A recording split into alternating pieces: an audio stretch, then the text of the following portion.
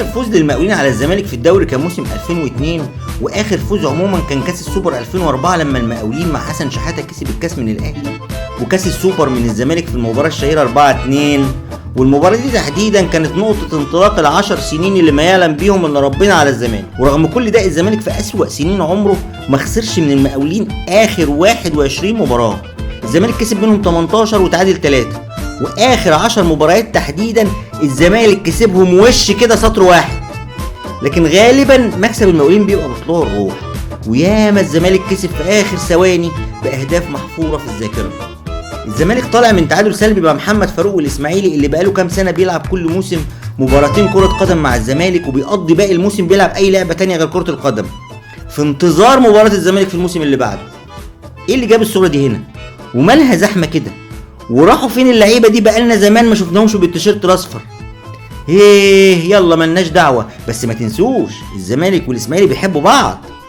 المهم ما اطولش عليكم، قولوا طول. خارجين بتعادل مع الاسماعيلي بجهازنا الفني الجديد القديم بعد عرضه هو طبق الاصل شبه ماتشين المصري وطنطا مع شويه رتوش بسيطه، وقبلهم 3 مباريات ملهمش 30 لازمه. يعني من الاخر الزمالك لسه ما دخلش الدوري زي ما بتتمنى جماهيره. بس اللي اقدر اكده لكم ان اي نتيجه غير الفوز النهارده هيكون التسلسل الطبيعي للاحداث، ان الكابتن صلاح هيلبس الجلابيه المخططه وهيقعد فتره طويله في بلكونه بيته لحين اشعار اخر. الزمالك بيدخل لقاء النهارده في المركز التاسع من 6 مباريات ب14 نقطه، وكم نقطه لجماهيره من العروض اللي قدمها.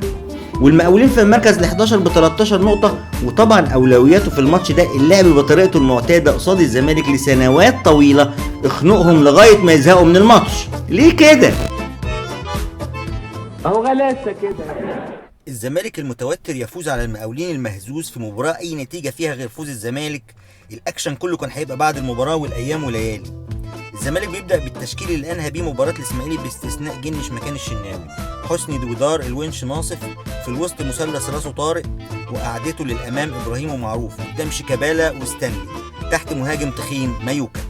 بسم الله الرحمن الرحيم. من اول لقطه حسني فتحي بيعمل اوفر واسيست رائع لعمر جمال مهاجم المقاولين، لكن الونش افسد هجمه خطيره للمقاولين برعايه حسني.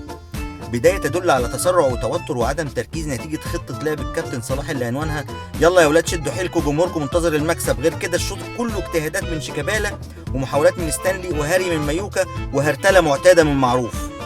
والسمه الغالبه على دفاع الزمالك لما بيتضغط عليه اوتوماتيك بيطفش كور عاليه، لو راحت لزميل بيبقى بالصدفه. مفيش حلول فرديه للهروب من الضغط، لكن الونش متالق كالعاده في كل المواجهات الفرديه، نسبته قد تصل الى 100%. شيكابالا فايق للماتش الثاني على التوالي، شكلها كده شيكابالا 2010 لودينج. ولو شيكابالا رجع لمستواه اللي نعرفه، كلمه واحده ممكن تتقال للمنافسين: قول على نفسك يا رحمن يا رحيم. فاول المقاولين اتنفذ وكل لاعبي الزمالك سرحانين، مع ان النوع ده من الفاولات بطل من سنه 98. واخيرا ستانلي وصل باول اهدافه مع الزمالك في الدوري، واخيرا برضو الزمالك بيجيب جون من ضربه ركنيه ثانيه واحده عشان تقريبا هعيط. معروف يوسف مستمر في تقمص دور اللاشيء، وكل كارثه بيعملها في الملعب ناقص بس انه يروح بعدها للكاميرا يطلع لنا لسانه. والمصيبه الاكبر انه بياخد فلوس على الهرتله، وكمان في ناس عاوزه تجدد له كده. طب والله لا تشوفوا اللقطه دي معايا، ما هو مش معقوله اتجلط لوحدي.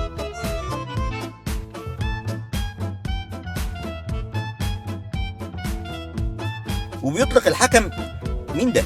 لا يا عم مش ده، ايوه هو ده، صفارة نهاية الشوط الاول. وبمناسبة الحكم عشان الناس اللي بتفتري على التحكيم، في لقطتين عليهم جدل في الشوط ده. الاولى دي طبعا لازم يحسبها فاول، عشان حسني فتحي شاف 2 لعيبه من المقاولين بيضربوا بعض وما حاولش حتى يصلح بينهم، مش اخلاق دي. والتانية دي هتقولوا لي بلانتي، طالما راس مايوكا فضلت فوق رقبته بعد ما المدافع شاطها يبقى اللعب يستمر عادي. البلانتي في الحاله دي بيتحسب بعد ما الدم يطرطش مش قبل الطرطشه. بدايه الشوط الثاني استكمال لاحداث الشوط الاول، والملاحظ ان المقاولين مشكورين فاتحين الملعب وسايبين مساحات، بس فين النفس اللي تستغلها؟ نزول باسم مكان مايوكا ولا يزال معروف في الملعب بيواصل اللاشيء بنجاح مدمر للجماهير. ورغم خطه العشوائيات، ابراهيم صلاح بيضيف الجون الثاني اللي كان بيحرجم عليه بقاله كام ماتش، طمن بيه جمهور الزمالك اللي كان بدا يقلق من عشوائيه الزمالك وجرأه المقاولين. واخيرا الجون اللي اتمناه كل زملكاوي لشيكابالا، اجتهد وبدأ يرجع شيكا بتاع زمان بحلاوته وندوته وشقاوته وطراوته، وربنا كافئه بان الكرة ماشية معاه وجون حلو هيفرق معاه كمان في اللي جاي.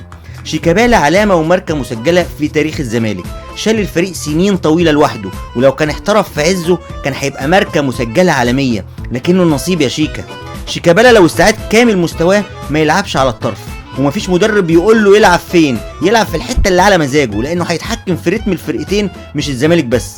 ونزول ايمن حفني البعيد عن مستواه بشكل مفاجئ وغير مبرر من بعد نهائي افريقيا بدل ستانلي، واحمد جعفر نزل بدل شيكا عشان الزمالك يكمل المباراة ب9 لعيبة بعد ما كان بيلعب 10 بوجود الحاج معروف من اول الماتش. انما علامة استفهام كبيرة على رجوع جعفر للزمالك، لانه مفيش.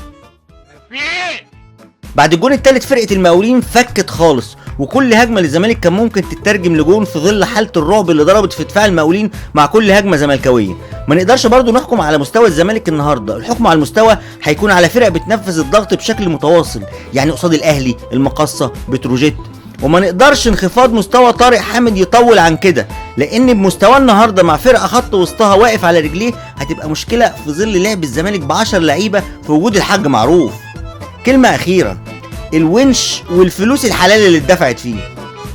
خلاصة الكلام، الزمالك كسب؟ ايوه كسب. لعب حلو؟ شيكابالا كان نجم المباراة. بقول لك الزمالك لعب حلو. الونش كان رائع كالعادة. يا عم جاوب على السؤال، الزمالك لعب حلو. ستانلي بدأ يرجع لمستواه قبل الإصابة.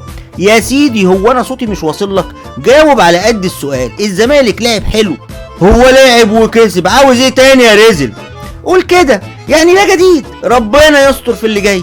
وتنتهي المباراة بفوز الزمالك على المقاولين للمرة ال11 على التوالي، سطر واحد.